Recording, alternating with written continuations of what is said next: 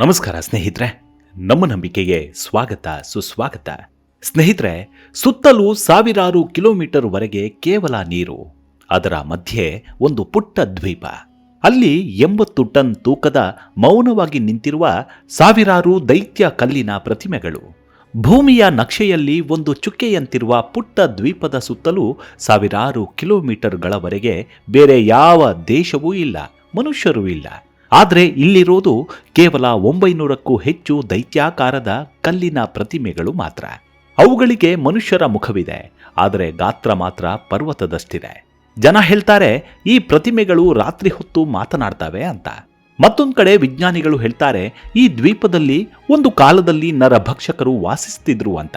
ಅಲ್ಲದೆ ಅಲ್ಲಿ ರಾತ್ರಿ ಹೊತ್ತು ಗಾಳಿ ಬೀಸಿದ್ರೆ ಮನುಷ್ಯರು ಅಳುವಂತಹ ಶಬ್ದ ಕೇಳಿಸುತ್ತದೆ ಎನ್ನುತ್ತಾರೆ ಇಲ್ಲಿಗೆ ಭೇಟಿ ನೀಡಿದ ನಾವಿಕರು. ಹಾಗಿದ್ರೆ ಯಾವುದು ಆ ವಿಸ್ಮಯಕಾರಿ ಪ್ರದೇಶ? 900ಕ್ಕೂ ಹೆಚ್ಚು ದೈತ್ಯಾಕಾರದ ಶಿಲಾ ರಾಕ್ಷಸರು ಅಲ್ಲಿಗೆ ಬಂದಿದೆ ಹೇಗೆ? ಇವುಗಳನ್ನ ಯಾರು ಮಾಡಿದ್ರು? ಇಲ್ಲಿಗೆ ಮನುಷ್ಯರು ಹೇಗೆ ಬಂದ್ರು? ಇವತ್ತು ವಿಜ್ಞಾನ ಎಷ್ಟೇ ಮುಂದುವರೆದಿದ್ರೂ ಈ ದ್ವೀಪದ ಮಣ್ಣಿನಡಿಯಲ್ಲಿ ಅಡಗಿರುವ ರಹಸ್ಯಗಳನ್ನ ಕಂಡುಹಿಡಿಯಲು ಇಂದಿಗೂ ಪರದಾಡ್ತಿರೋದೇಕೆ? ಈ ಎಲ್ಲ ಮಾಹಿತಿಯನ್ನ ಇಂದಿನ ವಿಡಿಯೋದಲ್ಲಿ ನೋಡ್ತಾ ಹೋಗೋಣ. ಅದಕ್ಕೂ ಮುನ್ನ ನಮ್ಮ ನಂಬಿಕೆಗೆ ನಿಮ್ಮ ಬೆಂಬಲವಿರಲಿ.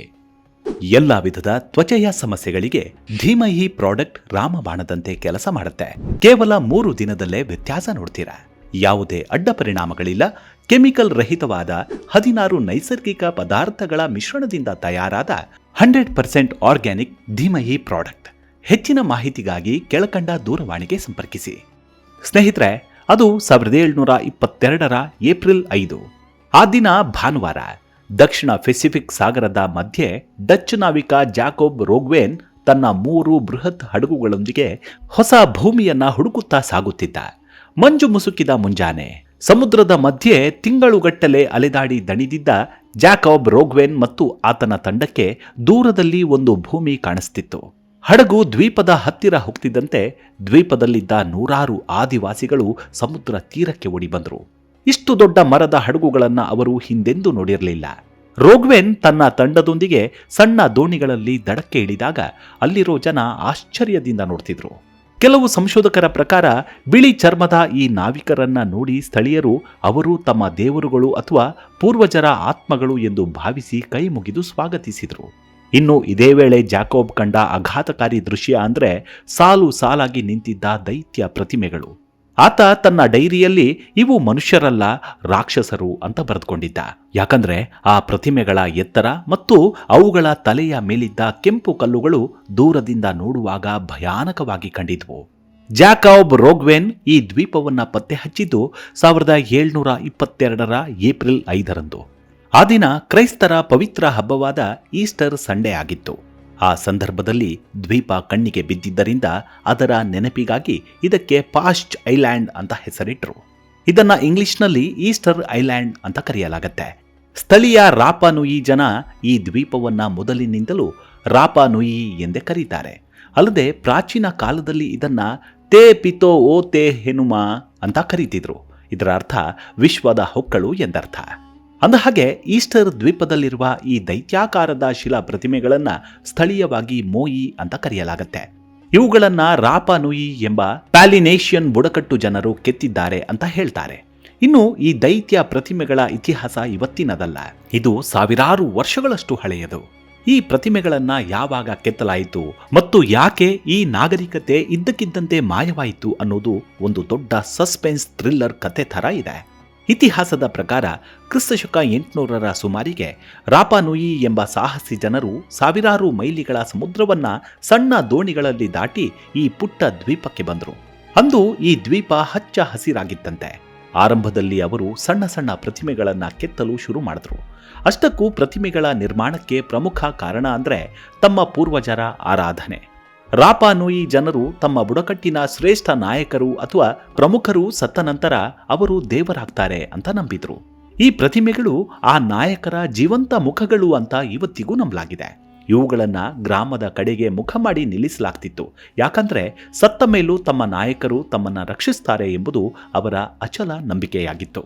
ಈ ಪ್ರತಿಮೆಗಳು ಸರಾಸರಿ 13 ಅಡಿ ಎತ್ತರ ಮತ್ತು ಸುಮಾರು 14 ಟನ್ ತೂಕ ಹೊಂದಿವೆ.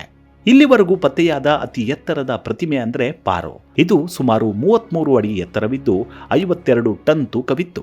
ದ್ವೀಪದ 95% ಪ್ರತಿಮೆಗಳನ್ನ ರಾನೋ ರಾರಕ್ಕು ಎಂಬ ಜ್ವಾಲಾಮುಖಿ ಕುಳಿಯ ಬಳಿ ಕೆತ್ತಲಾಗಿದೆ. ಇಲ್ಲಿನ ಕಲ್ಲು ಕೆತ್ತನೆಗೆ ಮೃದುವಾಗಿದ್ದರಿಂದ ಇದನ್ನ ಆಯ್ದುಕೊಳ್ಳಲಾಗಿತ್ತು ಅಂತ ವಿಜ್ಞಾನಿಗಳು ಹೇಳ್ತಾರೆ. ಇನ್ನು ಈ ಮೂರ್ತಿಗಳನ್ನ ಕೆತ್ತಲು ಲೋಹದ ಆಯುಧಗಳನ್ನ ಬಳಸ್ತಿರ್ಲಿಲ್ಲ. ಬದಲಾಗಿ ಟೋಕಿ ಎಂಬ ಬಸಾಲ್ಟ್ ಕಲ್ಲಿನಿಂದ ಮಾಡಿದ ಚೂಪಾದ ಕೈಬಾಚಿಗಳನ್ನ ಬಳಸಿ ಬಂಡೆಗಳನ್ನ ಕೆತ್ತುತ್ತಿದ್ರು. ವಿಚಿತ್ರವೆಂದ್ರೆ ಇವುಗಳನ್ನ ನಿಂತಿರುವ ಸ್ಥಿತಿಯಲ್ಲಿ ಕೆತ್ತುತ್ತಿರಲಿಲ್ಲ. ಬಂಡೆಯನ್ನ ಮಲಗಿದ ಸ್ಥಿತಿಯಲ್ಲಿಯೇ ಕೆತ್ತಲಾಗ್ತಿತ್ತು. ಮೊದಲು ಮುಖ, ನಂತರ ಹೊಟ್ಟೆ ಮತ್ತು ಕೈಗಳನ್ನ ಕೆತ್ತಿ ಕೊನೆಯಲ್ಲಿ ಪ್ರತಿಮೆಯ ಬೆನ್ನಿನ ಭಾಗವನ್ನ ಬಂಡೆಯಿಂದ ಬೇರ್ಪಡಿಸಲಾಗ್ತಿತ್ತು. ಇವುಗಳಿಗೆ ಅತಿ ಉದ್ದವಾದ ಮೂಗು, ಚೂಪಾದ ಗಲ್ಲ ಮತ್ತು ಹೊರಬಂದಿರುವ ಕಿವಿಗಳಿವೆ. ಇವು ರಾಪನುಯಿ ಜನರ ವಿಶಿಷ್ಟ ಶೈಲಿಯನ್ನ ಪ್ರತಿನಿಧಿಸ್ತವೆ. ಅನೇಕರು ಇವು ಕೇವಲ ತಲೆಗಳು ಎಂದು ಭಾವಿಸ್ತಾರೆ. ಆದರೆ ಇವುಗಳಿಗೆ ದೇಹಗಳಿವೆ. ಕೈಗಳನ್ನ ಶರೀರದ ಪಕ್ಕದಲ್ಲಿ ಕೆತ್ತಲಾಗಿದ್ದು ಬೆರಳುಗಳನ್ನ ಹೊಟ್ಟೆಯ ಮೇಲೆ ಜೋಡಿಸಿರುವಂತೆ ತೋರಿಸಲಾಗಿದೆ. ಇನ್ನು ಈ ಪ್ರತಿಮೆಗಳನ್ನ ಮೊದಲು ಕೆತ್ತಿದಾಗ ಅವುಗಳಿಗೆ ಕಣ್ಣುಗಳಿರಲಿಲ್ಲ. ಪ್ರತಿಮೆ ತನ್ನ ವೇದಿಕೆ ಮಟ್ಟ ಅಂದ್ರೆ ಅಹು ಮಟ್ಟ ತಲುಪಿದ ನಂತರವಷ್ಟೇ ಅದಕ್ಕೆ ಕಣ್ಣುಗಳನ್ನ ಅಳವಡಿಸಲಾಗ್ತಿತ್ತು. ಕಣ್ಣಿನ ಬಿಳಿ ಭಾಗಕ್ಕಾಗಿ ಬಿಳಿ ಹವಳಗಳನ್ನ ಮತ್ತು ಕಣ್ಣಿನ ಗುಡ್ಡೆಗಾಗಿ ಕೆಂಪು ಬಣ್ಣದ ಅಂದ್ರೆ ಜ್ವಾಲಾಮುಖಿ ಕಲ್ಲುಗಳನ್ನ ಅಥವಾ ಕಪ್ಪು ಬಣ್ಣದ ಕಲ್ಲುಗಳನ್ನ ಬಳಸ್ತಾ ಇದ್ರು. ರಾಪನುಯಿ ಜನ ಪ್ರತಿಮೆಗೆ ಕಣ್ಣುಗಳನ್ನ ಇರಿಸಿರುವ ಪ್ರಕ್ರಿಯೆಯನ್ನ ಅರಿಂಗಾ ಓರಾ ಅಂತ ಕರೀತಿದ್ರು. ಇದರ ಅರ್ಥ ಜೀವಂತ ಮುಖ. ಕಣ್ಣುಗಳನ್ನು ಅಳವಡಿಸಿದ ಕ್ಷಣದಿಂದ ಪ್ರತಿಮೆ ತನ್ನ ಪೂರ್ವಜರ ಶಕ್ತಿಯನ್ನ ಪಡೆದುಕೊಳ್ಳುತ್ತೆ ಮತ್ತು ದ್ವೀಪವನ್ನ ಕಾಯಲು ಪ್ರಾರಂಭಿಸುತ್ತೆ ಎಂಬುದು ಅವರ ನಂಬಿಕೆಯಾಗಿತ್ತು. ಇದು ಥೇಟ್ ನಮ್ಮ ಹಿಂದೂ ದೇವರುಗಳಿಗೆ ಮಾಡುವ ಪ್ರಾಣ ಪ್ರತಿಷ್ಠಾಪನೆ ರೀತಿಯಲ್ಲೇ ಇದೆ.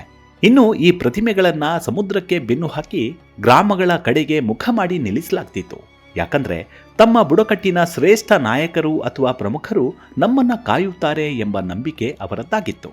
ಸ್ನೇಹಿತರೆ, ಇನ್ನೊಂದು ವಿಚಿತ್ರ ನೋಡಿ. ಆ ಕಾಲದಲ್ಲಿ ಪ್ರತಿಷ್ಠೆ ಎಂದರೆ ಅದು ಕಾರು ಅಥವಾ ಬಂಗಲೆಯಾಗಿರಲಿಲ್ಲ. ಬದಲಾಗಿ ತಮ್ಮ ಹಳ್ಳಿಯ ಮುಂದೆ ನಿಲ್ಲಿಸುವ ಮೋಯಿ ಪ್ರತಿಮೆಯ ಎತ್ತರ. ಒಂದು ಬುಡಕಟ್ಟು 10 ಅಡಿಯ ಪ್ರತಿಮೆ ನಿರ್ಮಿಸಿದ್ರೆ ಶತ್ರು ಬುಡಕಟ್ಟು ಅದಕ್ಕಿಂತ ದೊಡ್ಡದಾದ 15 ಅಡಿಯ ಪ್ರತಿಮೆಯನ್ನ ಕೆತ್ತಲು ಶುರು ಮಾಡ್ತಿತ್ತು. ಇದು ಕೇವಲ ಸತ್ತವರ ಗೌರವಕ್ಕಾಗಿ ಮಾತ್ರವಲ್ಲ, ಇಡೀ ದ್ವೀಪದಲ್ಲಿ ನಮ್ಮದೇ ಅಧಿಕಾರ ಎಂಬ ಹಠಕ್ಕಾಗಿ ನಡೆದ ಸ್ಪರ್ಧೆಯಾಗಿತ್ತು. ಈ ಸ್ಪರ್ಧೆ ಎಲ್ಲಿವರೆಗೂ ಹೋಯಿತೆಂದ್ರೆ ಅವರು ಪ್ರತಿಮೆಗಳ ಗಾತ್ರವನ್ನ ಹೆಚ್ಚಿಸುತ್ತಲೇ ಹೋದ್ರು. ಆರಂಭದಲ್ಲಿ 2-3 ಟನ್ ಇದ್ದ ಪ್ರತಿಮೆಗಳು ಸ್ಪರ್ಧೆಯ ಕಾರಣದಿಂದ 80 ಟನ್ ತೂಕದವರೆಗೂ ಬೆಳೆದು ನಿಂತವು. ಇಷ್ಟೊಂದು ಭಾರದ ಕಲ್ಲುಗಳನ್ನ ಬೆಟ್ಟದಿಂದ ಸಾಗಿಸುವುದು ಅಸಾಧ್ಯ ಎಂದು ತಿಳಿದಿದ್ರೂ ಆ ಜನ ಪೈಪೋಟಿ ಮಾತ್ರ ಬಿಡಲಿಲ್ಲ. ಬೆಟ್ಟದ ಮರಗಳನ್ನ ಕಡಿದು ರಸ್ತೆಗಳನ್ನ ಮಾಡಿ ಪ್ರತಿಮೆಗಳನ್ನ ಎಳೆದೊಯ್ದ್ರು. ಇನ್ನು ಈ ಸ್ಪರ್ಧೆ ಗೆದ್ದದ್ದು ಅಂದ್ರೆ ಪಾರೋ ಎಂಬ ಪ್ರತಿಮೆ ಅಂತ ಹೇಳಲಾಗತ್ತೆ. ಇದು 33 ಅಡಿ ಎತ್ತರವಿದೆ. ಆದರೆ ಸ್ಪರ್ಧೆ ಅಲ್ಲಿಗೆ ನಿಲ್ಲಲಿಲ್ಲ. ರಾನೋ ರಾರಕ್ಕು ಎಂಬ ಜ್ವಾಲಾಮುಖಿ ಗಣಿಯಲ್ಲಿ ವಿಜ್ಞಾನಿಗಳಿಗೆ ಇನ್ನೂ ಒಂದು ಪ್ರತಿಮೆ ಸಿಕ್ಕಿತ್ತು. ಅದರ ಎತ್ತರ ಬರೋಬ್ಬರಿ 69 ಅಡಿಯಾಗಿತ್ತು. ಇದು ಪೂರ್ಣಗೊಂಡಿದ್ದರೆ ಪ್ರಪಂಚದ 7ನೇ ಅದ್ಭುತವಾಗ್ತಿತ್ತು. ಆದರೆ ಈ ಸ್ಪರ್ಧೆಯೇ ಆ ನಾಗರಿಕತೆಯನ್ನ ವಿನಾಶದ ಅಂಚಿಗೆ ತಳ್ಳಿತ್ತು. ಯಾವಾಗ ಪ್ರತಿಯೊಂದು ಗುಂಪು ದೊಡ್ಡ ಪ್ರತಿಮೆ ಮಾಡಬೇಕು ಅಂತ ಹಠ ಹಿಡಿತೋ ಆಗ ದ್ವೀಪದ ಸಂಪನ್ಮೂಲಗಳು ಖಾಲಿಯಾದವು. ಮರಗಳೆಲ್ಲವೂ ನಾಶವಾದವು. ಮರಗಳಿಲ್ಲದೆ ದೋಣಿ ತಯಾರಿಸಲು ಸಾಧ್ಯವಾಗಲಿಲ್ಲ. ಹಸಿವು ಹೆಚ್ಚಾಯಿತು. ಕೊನೆಗೆ ಇದೇ ಸ್ಪರ್ಧೆ ಬುಡಕಟ್ಟುಗಳ ನಡುವೆ ರಕ್ತಸಿಕ್ತ ಯುದ್ಧಕ್ಕೆ ಕಾರಣವಾಯಿತು. ತಾವು ಕಷ್ಟಪಟ್ಟು ಕೆತ್ತಿದ ಪ್ರತಿಮೆಗಳನ್ನ ತಾವೇ ಕೆಡವಿ ಹಾಕುವಷ್ಟು ದ್ವೇಷ ಅವರಲ್ಲಿ ಮನೆ ಮಾಡಿತ್ತು. 1600ರ ಹೊತ್ತಿಗೆ ದ್ವೀಪದಲ್ಲಿ ಒಂದೇ ಒಂದು ಮರವೂ ಉಳಿಯಲಿಲ್ಲ. ಸಮುದ್ರಕ್ಕೆ ಹೋಗಿ ಮೀನು ಹಿಡಿಯಲು ದೋಣಿಗಳಿರಲಿಲ್ಲ. ತಿನ್ನಲು ಹಣ್ಣುಗಳಿರಲಿಲ್ಲ. ಇದರಿಂದ ದ್ವೀಪದ ಬುಡಕಟ್ಟುಗಳ ನಡುವೆ ಆಹಾರಕ್ಕಾಗಿ ಕಿತ್ತಾಟ ಶುರುವಾಯಿತು. ಹಸಿವು ಮನುಷ್ಯನನ್ನ ಮೃಗವನ್ನಾಗಿ ಮಾಡ್ತು. ಹೊಟ್ಟೆ ತುಂಬಿಸಿಕೊಳ್ಳಲು ಅವರು ದ್ವೀಪದಾದ್ಯಂತ ರಕ್ತದ ಹೊಳೆಯನ್ನೇ ಹರಿಸಿದರು. ಯುದ್ಧ ಎಷ್ಟು ವಿಕೋಪಕ್ಕೆ ಹೋಯಿತು ಅಂದ್ರೆ ದ್ವೀಪದಲ್ಲಿ ಪ್ರಾಣಿಗಳು ಇಲ್ಲದಿದ್ದಾಗ ಜನ ಮನುಷ್ಯರನ್ನೇ ಕೊಂದು ತಿನ್ನಲು ಶುರು ಮಾಡಿದ್ರು. ಇಂದಿಗೂ ದ್ವೀಪದ ಗುಹೆಗಳಲ್ಲಿ ಮನುಷ್ಯರ ಹಳೆ ಮೂಳೆಗಳು ಪತ್ತೆಯಾಗ್ತಿವೆ. ಅಲ್ಲಿನ ಜಾನಪದ ಕಥೆಗಳಲ್ಲಿ ನಿನ್ನ ಮಾಂಸ ನನ್ನ ಹಲ್ಲುಗಳ ನಡುವೆ ಸಿಲುಕಿದೆ ಎಂಬ ಕ್ರೂರವಾದ ಯುದ್ಧ ಘೋಷಗಳು ಅಲ್ಲಿ ಮೊಳಗಿದ್ವು. ಎಲ್ಲ ವಿಧದ ತ್ವಚೆಯ ಸಮಸ್ಯೆಗಳಿಗೆ ಧೀಮಹಿ ಪ್ರಾಡಕ್ಟ್ ರಾಮಬಾಣದಂತೆ ಕೆಲಸ ಮಾಡುತ್ತೆ. ಕೇವಲ 3 ದಿನದಲ್ಲೇ ವ್ಯತ್ಯಾಸ ನೋಡ್ತೀರಾ. ಯಾವುದೇ ಅಡ್ಡ ಪರಿಣಾಮಗಳಿಲ್ಲ. ಕೆಮಿಕಲ್ ರಹಿತವಾದ 16 ನೈಸರ್ಗಿಕ ಪದಾರ್ಥಗಳ ಮಿಶ್ರಣದಿಂದ ತಯಾರಾದ 100% ಆರ್ಗ್ಯಾನಿಕ್ ಧೀಮಹಿ ಪ್ರಾಡಕ್ಟ್. ಹೆಚ್ಚಿನ ಮಾಹಿತಿಗಾಗಿ ಕೆಳಕಂಡ ದೂರವಾಣಿಗೆ ಸಂಪರ್ಕಿಸಿ. 1722ರಲ್ಲಿ ಜಾಕೋಬ್ ಬಂದಾಗ ಅಲ್ಲಿ ಉಳಿದಿದ್ದು ಬಿದ್ದಿರುವ ಪ್ರತಿಮೆಗಳು ಮತ್ತು ಕೆಲವು 100 ಜನರು ಮಾತ್ರ. ಹಾಗೆ ನೋಡಿದ್ರೆ ಜಾಕೋಬ್ ರೋಗ್ವೆನ್ ಭೇಟಿ ಬಳಿಕ 50 ವರ್ಷಗಳ ಕಾಲ ಬೇರೆ ಯಾವ ಹಡಗುಗಳು ದ್ವೀಪದ ಕಡೆ ಸುಳಿಯಲಿಲ್ಲ. ಆದರೆ ಆತನ ಒಂದೇ ಒಂದು ಭೇಟಿ ಆ ಇಡೀ ದ್ವೀಪದ ಭವಿಷ್ಯವನ್ನೇ ನಾಶ ಮಾಡಿತು. ರೋಗ್ವೆನ್ ತಂಡ ದ್ವೀಪಕ್ಕೆ ಕಾಲಿಟ್ಟಾಗ ತಮ್ಮೊಂದಿಗೆ ಹೊರ ಜಗತ್ತಿನ ಬ್ಯಾಕ್ಟೀರಿಯಾ ಮತ್ತು ವೈರಸ್ಗಳನ್ನು ತಂದಿದ್ರು. ಆದರೆ ದ್ವೀಪದ ಜನರಿಗೆ ಈ ರೋಗಗಳ ವಿರುದ್ಧ ಹೋರಾಡಲು ರೋಗ ನಿರೋಧಕ ಶಕ್ತಿ ಇರಲಿಲ್ಲ. ರೋಗ್ವೆನ್ ಹೋದ ನಂತರ ದ್ವೀಪದಲ್ಲಿ ಸಿಡುಬು ಮತ್ತು ಕ್ಷಯದಂತಹ ಸಾಂಕ್ರಾಮಿಕ ರೋಗಗಳು ಕಾಳ್ಗಿಚ್ಚಿನಂತೆ ಹರಡಿದವು. ಕೆಲವೇ ದಶಕಗಳಲ್ಲಿ ದ್ವೀಪದ ಜನಸಂಖ್ಯೆ 30-50% ಕಡಿಮೆಯಾಯಿತು. ಇದು ಕೇವಲ ರೋಗಗಳಿಗೆ ನಿಲ್ಲಲಿಲ್ಲ. 1860ರ ದಶಕದಲ್ಲಿ ಪೆರುವಿನಿಂದ ಬಂದ ವ್ಯಾಪಾರಿಗಳು ದ್ವೀಪದ ಮೇಲೆ ದಾಳಿ ಮಾಡಿದ್ರು. ಸುಮಾರು 1500 ಜನರನ್ನ, ಮುಖ್ಯವಾಗಿ ಯುವಕರು, ಬುಡಕಟ್ಟು ನಾಯಕರು ಮತ್ತು ಸಂಸ್ಕೃತಿಯನ್ನ ತಿಳಿದಿದ್ದ ಹಿರಿಯರನ್ನ ಅಪಹರಿಸಿದ್ರು. ಅಪಹರಿಸಲ್ಪಟ್ಟವರಲ್ಲಿ ಕೆಲವೇ ಜನ ಹಿಂತಿರುಗಿದ್ರು. ಅವರು ಕೂಡ ವಾಪಸ್ ಬರುವಾಗ ಮಾರಣಾಂತಿಕ ಸಿಡುಬು ರೋಗವನ್ನ ಹೊತ್ತು ತಂದಿದ್ರು. ಇದು ಉಳಿದಿದ್ದ ಜನಸಂಖ್ಯೆಯನ್ನು ನಾಶ ಮಾಡಿತು. 1877ರ ವೇಳೆಗೆ ದ್ವೀಪದಲ್ಲಿ ಕೇವಲ 111 ಸ್ಥಳೀಯ ರಾಪನುಯಿ ಬುಡಕಟ್ಟು ಜನರು ಮಾತ್ರ ಉಳಿದಿದ್ರು. ರೋಗಗಳಿಂದಾಗಿ ದ್ವೀಪದ ಬಹುತೇಕ ಎಲ್ಲ ಸಂಸ್ಕೃತಿ ನಾಶವಾಯಿತು. ಹಳೆಯ ಕಾಲದ ಮೌಖಿಕ ಇತಿಹಾಸ, ಹಾಡುಗಳು, ನೃತ್ಯಗಳು ಮತ್ತು ರೋಂಗೋ ರೋಂಗೋ ಎಂಬ ರಹಸ್ಯ ಲಿಪಿಯನ್ನ ಓದುವ ಕಲೆ ಕೂಡ ಶಾಶ್ವತವಾಗಿ ಕಣ್ಮರೆಯಾಯಿತು. ಮಿಷನರಿಗಳು ದ್ವೀಪಕ್ಕೆ ಬಂದ ನಂತರವಂತೂ ಎಲ್ಲವೂ ಮುಗಿದೇ ಹೋಯಿತು. ಒಂದು ಕಾಲದಲ್ಲಿ ಭವ್ಯವಾಗಿ ಮೆರೆದಿದ್ದ ಮಹಾನ್ ನಾಗರಿಕತೆ ಸಂಪೂರ್ಣವಾಗಿ ನಾಶವಾಗಿ ಹೋಯಿತು. ಜಾಕೋಬ್ ರೋಗ್ವೆನ್ನ ಆಕಸ್ಮಿಕ ಭೇಟಿ ರಾಪನುಯಿ ಜನಾಂಗಕ್ಕೆ ಸಾವಿನ ಗಂಟೆಯಾಯಿತು. ಇದು ನಾವು ನೋಡುವ ಪ್ರತಿಮೆಗಳು ಕೇವಲ ಆ ಕರಾಳ ಇತಿಹಾಸದ ಮೂಕ ಸಾಕ್ಷಿಗಳು ಅಂದರೆ ತಪ್ಪಾಗಲಾರದು. ಇದಿಷ್ಟು ಈಸ್ಟರ್ ದ್ವೀಪದ ರಾಪನುಯಿ ಜನಾಂಗದ ಕುರಿತಾದ ಒಂದಷ್ಟು ಮಾಹಿತಿ. ಮುಂದಿನ ವಿಡಿಯೋದಲ್ಲಿ ಮತ್ತೆ ಭೇಟಿಯಾಗೋಣ. ಅಲ್ಲಿವರೆಗೂ ನಿಮ್ಮ ಆರೋಗ್ಯದ ಕಡೆ ಗಮನವಿರಲಿ. Take care. ನಮಸ್ಕಾರ.